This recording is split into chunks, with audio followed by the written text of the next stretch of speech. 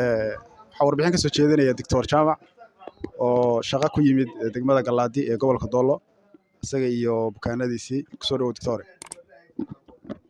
Assalaamu calaykum waraxmatullaahi wabarakaatuhu.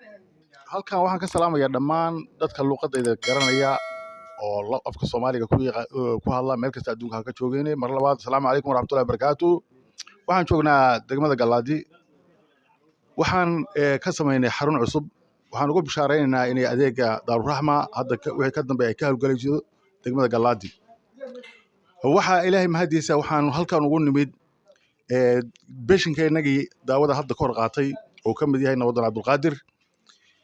waxaanu aad iyo aad si farxad iyo ay ku dhaahan tahay nashaad uu noogu soo warbixiyay daawadeena inuu Ilaahay khayr ka siiyay. waxaan ugu baaqaynaa dadka garanaya luqadanada inay ku soo dhawaadaan Daaruraxma Galaadi Nabadoon Cabdulqaadir wixii daawadeena Ilaahay ka siiyay si aan ugu gudbino dadkeena ku soo dhaw.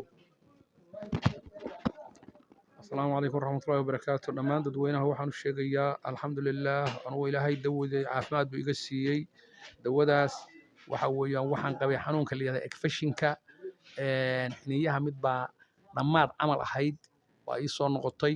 ekfashinka Allah waa iga dulqaaday waan caafimaad qabaa alxamdulillaah rabbil caalamiin. Ilaahay wax karaamo iyo khayr ku dhahan baa Ilaahay ka dhigay. dibna hada saasaan u rajaynaynaa waxa uu ku hadlaya macnaha asaguna wax beena maahana wax khayr ah oo Ilaahay dadkii dawo uga dhigay weeyo gacan barakaysan gacantiisu weeye dawada watana dawo barakaysan weeye. dhammaan dadweynahana waxaan u sheegayaa ka soo hawlgala waxa weeyaan dawada ka qaata isticmaala sida uu macnaha doctorku inuu sheegay yeela ha fududaysanina saasaan in leeyahay waan salaamu calaykum waraxmatullaahi wabarakaatuh. ما شاء الله aad baa u mahadsantahay adigana Ilaahay noo siyaadiyo aad baan idin salaamayaa bulshadayda.